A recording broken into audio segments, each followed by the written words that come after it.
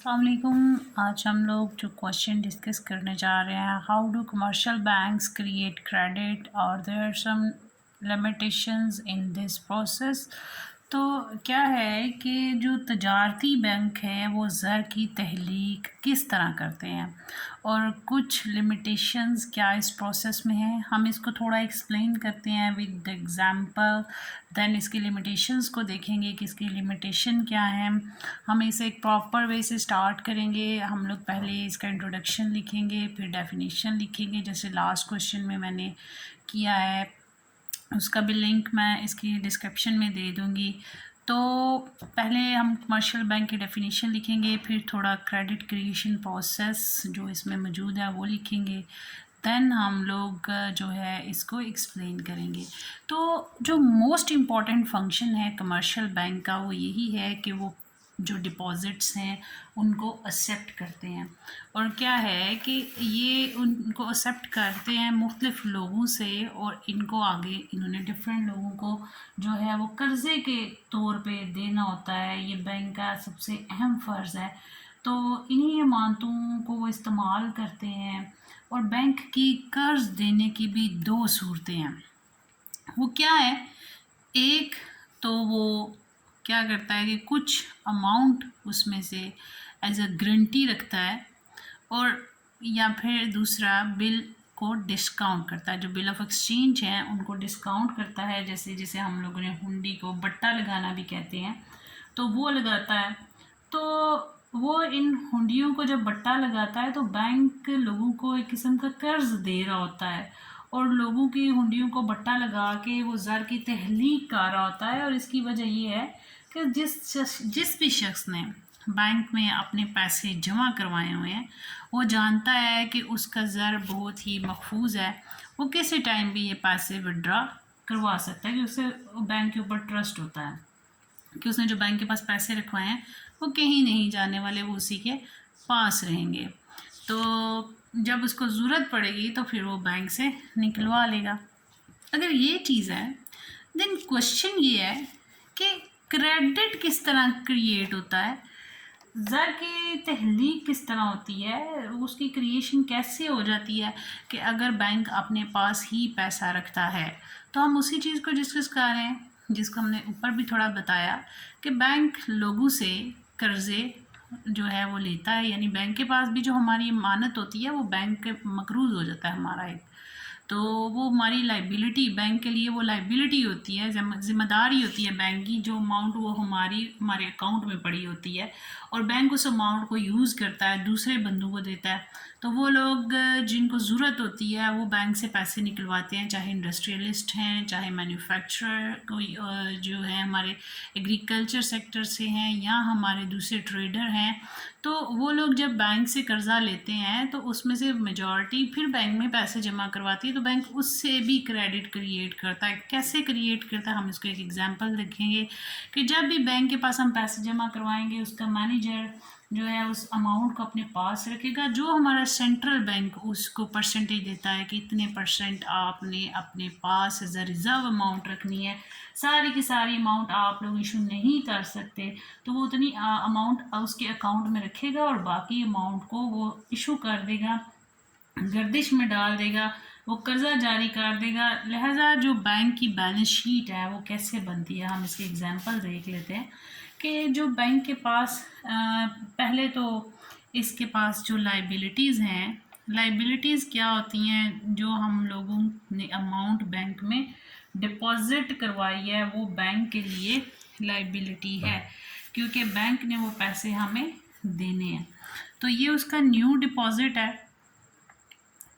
अगर मैं बैंक में 1000 जमा करवा रही हूँ तो ये लाइबिलिटी है बैंक के लिए, ठीक है, जिसे आप लोग वाजबात भी बोलते हैं। तो न्यू डिपॉज़िट उसकी नई अमानत होगी जो 1000 है। फिर वो क्या करता है कि इसने उसमें से पैसे जो हैं वो एज आ रिज़र्व रखने हैं, तो कैश रिज़र्व रखेगा। ये वो अपनी एसेट साइड पे शो करता है, जिसमें असासा जात भी जिसको बोला जाता है। तो वो क्या करेगा, कैश रिजर्व वो उतना ही रखेगा जितना उसे सेंट्रल बैंक ने ऑर्डर किया। फॉर एग्जांपल सेंट्रल बैंक ने परसेंटेज 20% रखी है, तो 1000 का 20% लें तो 200 आ जाता है। तो कैश रिजर्व वो कितना रखेगा, अब उसके अकाउंट में पैसे कितने रखे जाएंगे, 200। लोन वो इसमें से इशू कर देगा, कर्जा कितना इशू कर देगा, 800, क्योंकि टोटल कितना था 1000। 200 उसने कैश रिजर्व रखा, बाकी उसने कर्जा इशू कर दिया। तो टोटल फिर हमारे पास कितना आता है, 1000 और 1000 यानी बराबर है। तो बैंक ने क्या किया, बैंक ने इसका 20% जो 200 था अपने पास रख लिया, और बाकी जो है वो उसने इशू कर दिया, सर्कुलेट कर दिया, उस अमाउंट को एज अ लोन दे दिया। तो उसकी बैलेंस शीट ये है। अब क्या होता है कि ये जो 800 है, अब ये फिर एक न्यू डिपॉजिट है, मतलब एक नई अमानत है। अगर वो दोबारा बैंक में जमा हो जाती है दूसरी सूरत में, तो ये भी कर्जे के तौर पे दी जाएगी और नया कर्जा जारी किया जाएगा। जिस आदमी को ये मिलता है उसे दोबारा किसी ना किसी सूरत में वो अमाउंट हमारे पास बैंक में दोबारा आ ही जाती है, क्योंकि अगर किसी ने लोन लिया है, उसने अमाउंट वापस की है, तो वो फिर अमाउंट जो है मे बी जिस बंदे को वापस की हो, वो दोबारा उस अमाउंट को बैंक में जमा करवा दे। तो जब वो बैंक में जमा करवाएगा तो यही अमाउंट दोबारा इशू हो जाएगी एक नए कर्जे के तौर पे। तो हम देखते हैं कि उसका इफेक्ट क्या होता है। हम अब इसकी दोबारा उसके बैलेंस शीट से शो करते हैं। पहले हम लोग अपनी लाइबिलिटीज़ लिख लेंगे जो कि आपके वाजबात होते हैं, और फिर एसेट्स जो हमारे असासाजात होते हैं। तो जो हमारे पास न्यू डिपॉजिट है वो अब क्या आएगा, 800। 20% हमारा रिजर्व है, तो हम लिखेंगे कैश रिजर्व यानी ज़र नकद। 800 का 20% लेंगे तो 160 आएगा। अब 800 में से 160 लेस हो जाए तो हमारा न्यू जो लोन होगा यानी नया कर्जा जो होगा वो कितना बन जाएगा, 640। तो टोटल वही हो गया 800 और इधर भी 800। ये हमारी कुल रकम आ गई है। टोटल हमारी जो है वो अमाउंट ये आई है। लाइबिलिटी और एसेट साइड दोनों बराबर है, क्योंकि जिसको हमने 800 1000 जिसने जमा करवाया, 800 बैंक ने कर्जा दे दिया। जिसने भी ज़रूरतमंद ने बैंक से जो है वो कर्जा लिया, वो पैसे फिर किसी ना किसी तरह दोबारा बैंक में आ गए।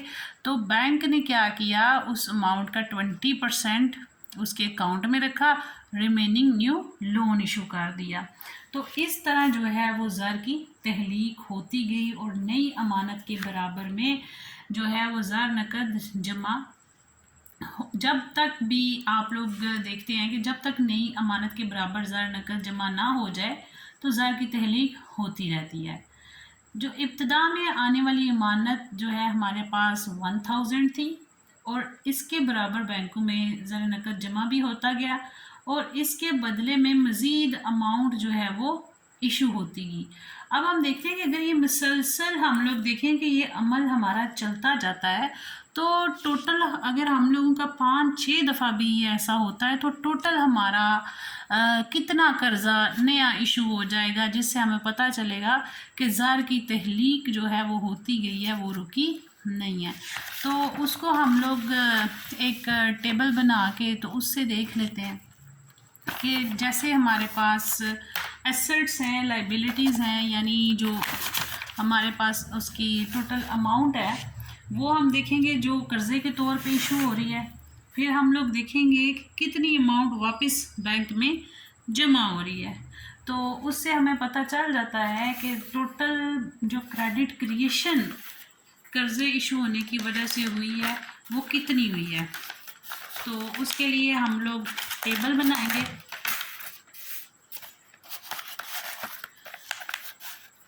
उसकी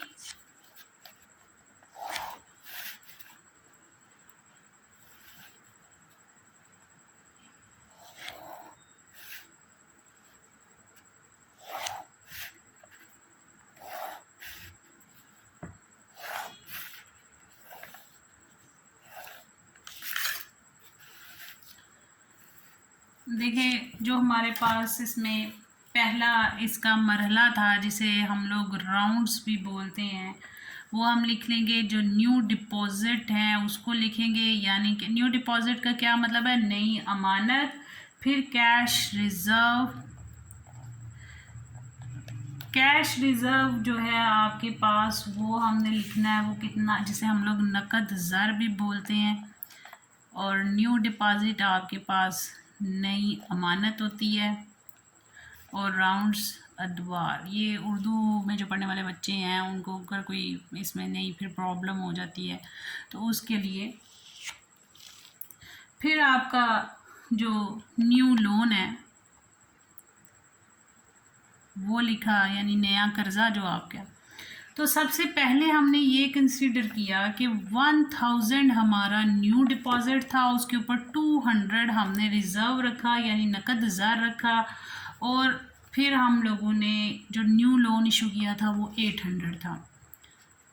सेकंड में हमने देखा था कि 800 हमारे पास जो है वो न्यू डिपॉजिट आया। अब इसका 20% लिया था तो 160 आया, 800 में से 160 लेस हो गया तो 640। अब फिर ये 640 किसी ना किसी तरह दोबारा बैंक के पास अमानत के तौर पे आ जाएगा। तो बैंक इसका नया अकाउंट खोलेगा, इसमें से बैंक फिर इसका 20% लेगा। 20% उसे जो है वो सेंट्रल बैंक की तरफ से दिया गया ज़र नकद का तनासुब है कि इतना आपने रिज़र्व रखना है 20%। तो ये अब हम लोग 640 का 20% लेंगे तो हमारे पास 128 आ जाएगा। तो 128 जो आया है वो 640 में से लेस हुआ तो हमारे पास 512 आ गया। अब फोर्थ में जो हमारे पास न्यू कर्जा इशू होगा वो 512 का होगा, क्योंकि अब ये फिर किसी तरह बैंक में आ गया और ये 512 रुपये एक नई अमानत बैंक के पास आई है। बैंक इसका 20% लेगा, इसके अकाउंट में रखेगा, रिमेनिंग जो है वो as a new loan issue कर देगा नए कर्जे के तौर पे।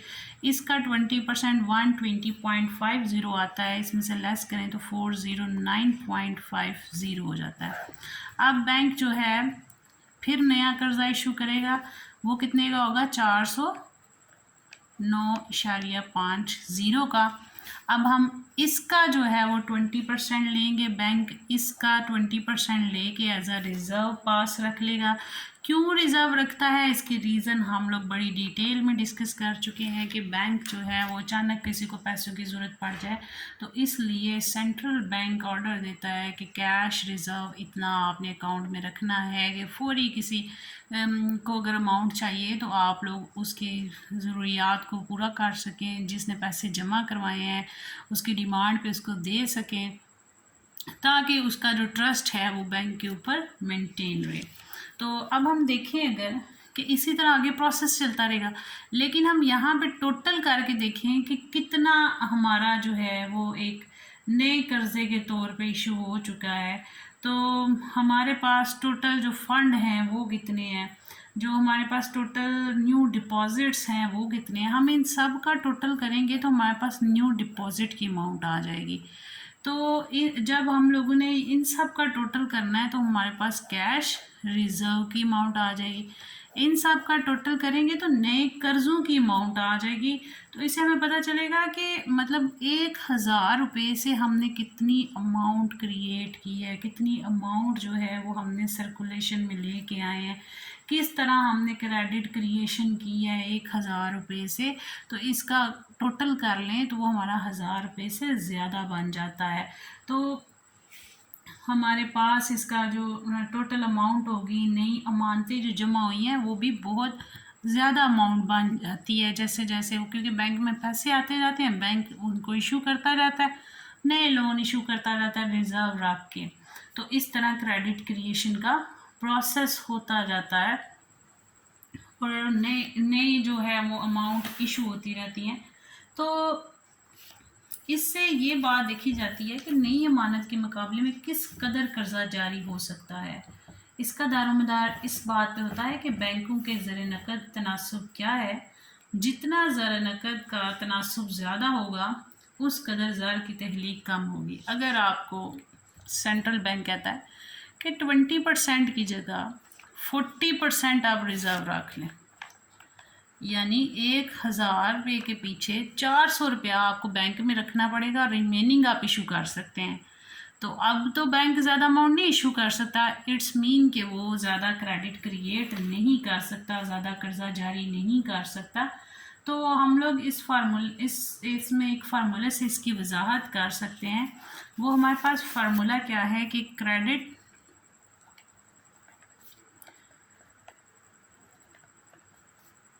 Creation is equal to new deposit divided bye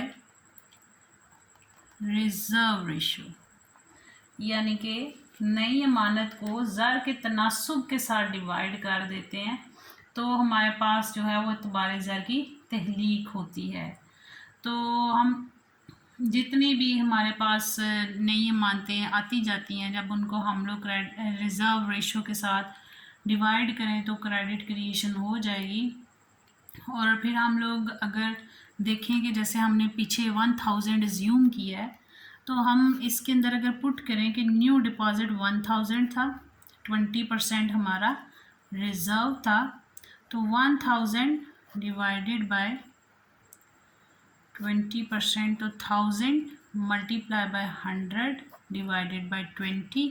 तो ये आपके पास टोटल जो आपकी अमाउंट क्रेडिट क्रिएशन की होगी ये बन जाएगी आपके पास 5000।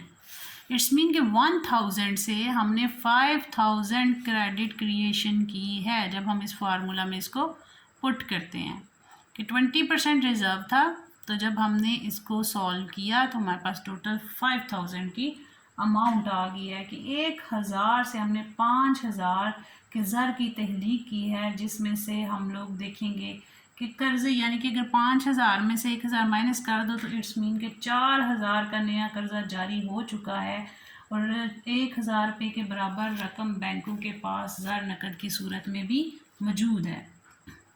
इस तरह क्रेडिट क्रिएशन होती है, लेकिन इसके ऊपर कुछ लिमिटेशंस हैं, कुछ हदूद या बंदिशें हैं। तो वो कौन सी लिमिटेशंस हैं हम उनको देख लेते हैं। सबसे पहले आपके पास आता है डिमांड फॉर कैश मनी, ज़र नकद की ज़रूरत। लोग अपना ज़्यादातर पैसा बैंकों में जमा नहीं करवाते बल्कि अपनी आमदनी का बहुत बड़ा हिस्सा ज़रूरियात ज़िंदगी की खरीदो फरोख्त के लिए अपने पास रख लेते हैं कि मतलब हमें कभी भी ज़रूरत पड़े तो फ़ौरन हम उसको यूज़ कर सकें, तो वो बैंकों में जमा नहीं करवाते। कुछ लोग जो हैं वो अपने बच्चों की तलीम के लिए पैसे साइड पे रखते जाते हैं, बैंक में जमा नहीं करवाते, घर में रख लेते हैं, या कहते हैं कि किसी भी हंगामी सूरत के लिए पास पैसे मौजूद होने चाहिए तो वो उसे बैंक में जमा नहीं करवाते, अपने पास रख लेते हैं। तो इस तरह जब अगर बैंक के पास पैसे ही ज़्यादा नहीं होंगे तो फिर ज़र की तहलीक कैसे होगी।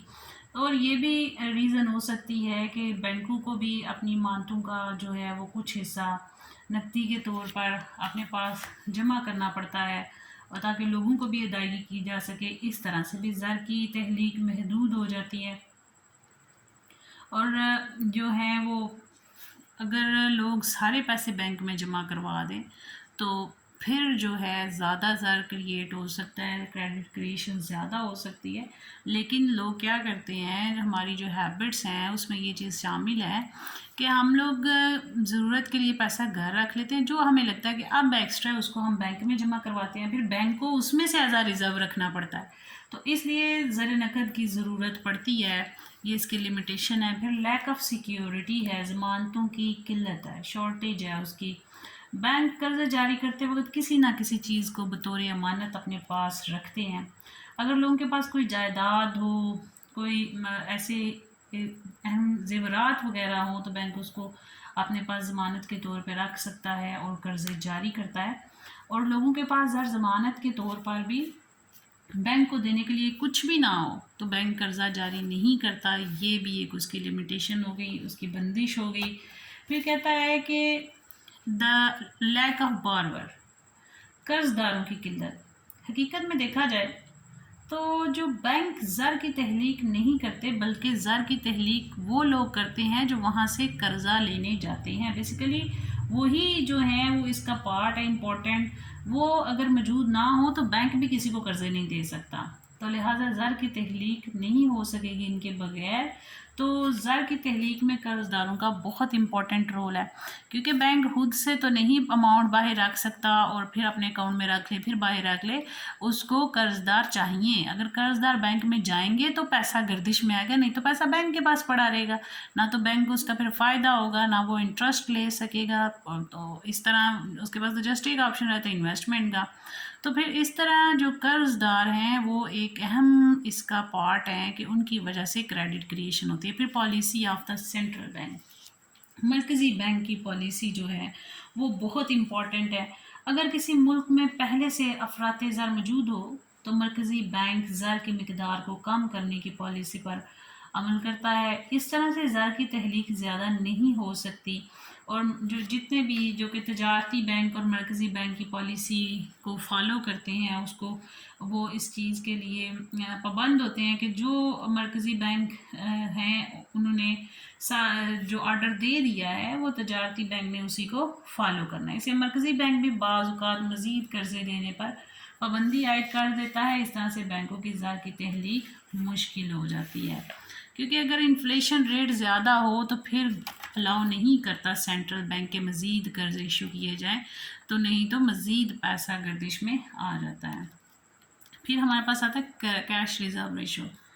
ये भी हमारे पास एक लिमिटेशन है, क्योंकि इस अमल में बैंक अमानतों का जितना हिस्सा ज़र नकद के तौर पे अपने पास रखता है तो बाहरी ज़र की तहलीक के ज़मन में अहम किरदार अदा करता है। अगर ज़र नकद का तनासब ज़्यादा होगा तो कम मिकदार में कर्ज़ों का इजरा होगा, जबकि ज़र नकद का तनासब कम होने की सूरत में ज़र की तहलीक ज़्यादा होगी, जिसको हम पहले डिस्कस कर चुके हैं कि अगर तो सेंट्रल बैंक ने 20% रेट रखा है, अगर उसको मज़ीद कम कर दे तो फिर वो ज़्यादा पैसे जो हैं वो ज़र की तहलीक के लिए, मतलब ज़र की तहलीक ज़्यादा होगी। अगर वो उस परसेंटेज को मज़ीद बढ़ा दे तो बैंक को अपने पास ज़्यादा पैसे रखने पड़ेंगे और कम पैसे बैंक जो है वो इशू कर सकेगा।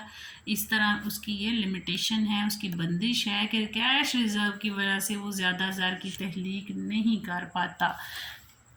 इंटरेक्शन ऑफ कमर्शियल बैंक, तजारती बैंकों का जो इज्तमाही अमल है वो भी इसके ऊपर अफेक्ट करता है। कहता है कोई भी ज़र एतबार के तहलीक का अमल अकेले सर अंजाम नहीं दे सकता। तमाम बैंकों का ये मुश्तरका अमल है, क्योंकि हर बैंक एक ख़ास तनासब से ज़र महफूज अपने पास रख कर कर्ज़े जारी करता है। इस तरह ज़र की तहरीक के अमल में तमाम बैंकों का ताउन ज़रूरी है। फिर क्वांटिटी ऑफ न्यू डिपॉज़िट कि कितनी मिकदार में आपके पास नई अमानतें आ रही हैं और किस तरह आप उसे कर्ज़ा जारी कर सकते हैं, और फिर इससे आपकी इस्तेदाद कितनी है कि आप कितने उसमें से कर्ज़े जारी करेंगे। और ज़र एतबार की तहलीक भी ज़्यादा होगी, जबकि बैंकों में नई अमानतों में कमी की सूरत में वो कर्ज़े का इजरा और ज़र की तहलीक को महदूद मिकदार में कर देते हैं। फिर क्वालिटी ऑफ न्यू डिपॉज़िट, नई अमानतों की मिकदार। तजारती बैंकों में नई अमानतों की मिकदार जिस कदर ज़्यादा होगी, बैंकों के कर्ज़े जारी करने की इस्तेदाद भी इतनी ही मजबूत होगी। इस तरह ज़र एतबार की तहलीक भी ज़्यादा होती है और बैंकों में नई अमानतों में कमी की सूरत में वो कर्ज़े का इजरा और ज़र की तहलीक भी महदूद मिकदार में कर सकेंगे। तो इसलिए क्वालिटी ऑफ डिपॉज़िट, जो न्यू डिपॉज़िट है, ये भी उसके लिए एक लिमिटेशन है। देन हमारे पास है इकनॉमिक कंडीशन, माशी हालात बहुत मैटर करते हैं। माशी हालात में उतार चढ़ाव सरमायाकारी के ऊपर बहुत अफेक्ट करता है, उसकी पैदावार रोज़गार के ऊपर बहुत अफेक्ट करता है।